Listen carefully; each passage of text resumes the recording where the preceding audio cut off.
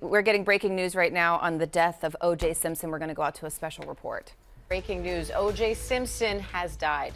His family says Simpson died yesterday, saying he succumbed to his battle with cancer, surrounded by his children and grandchildren. It was revealed in February that Simpson was battling prostate cancer, but he refuted rumors at the time that he was in hospice care. ABC News audio reporter Alex Stone joins me now on the phone. Alex, what do we know at this point? Well, Diane, his family, as you mentioned, says that he died yesterday, we believe, in Las Vegas, where he had been living. It was only a couple of weeks ago where he had refuted the claims that he was in hospice care right around the Super Bowl. Word had come out that he may have been in hospice care, and he put out a video on X saying that he was fine, looking like he was going to go golfing. His impact on Southern California and really the world cannot be overstated. Going back to his time in the NFL and at USC and then the NFL, then the infamous trial in the 90s for the double murder of Nicole Brown Simpson and Ron Goldman. He was acquitted of that. There were a number of years where he was in and out of the headlines. And then we covered for a number of months the hotel room armed robbery case in Las Vegas. He ended up going to prison for that, got out, had been living in Las Vegas. His family now saying on X that he has died, Diane. Alex, he became such a national focal point during that trial for the murders of his wife and his ex-wife at the time and her friend. What legacy does O.J. Simpson leave behind now so many years later?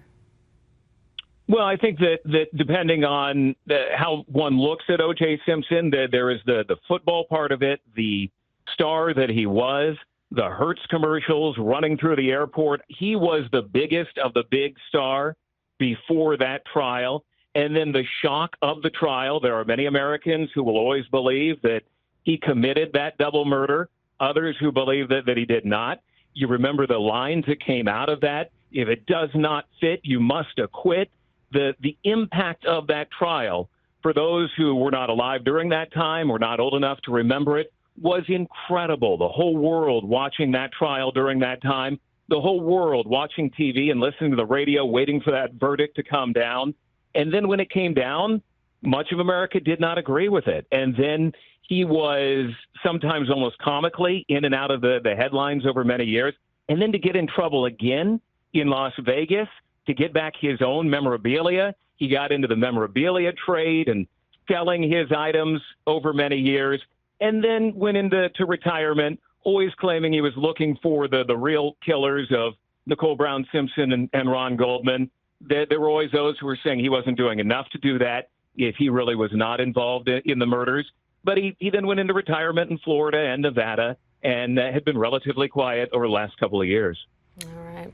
Alex Stone, thank you. And again, we have breaking news that O.J. Simpson has died. His family says he succumbed to his battle with prostate cancer.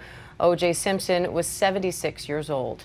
And we're going to return you now to your regular programming. For those of you in the West, that's Good Morning America. Our coverage continues on ABC News Live and abcnews.com, and we will have the very latest on world news tonight. I'm Diane Macedo in New York. Have a good rest of the day. This has been a special report from ABC News.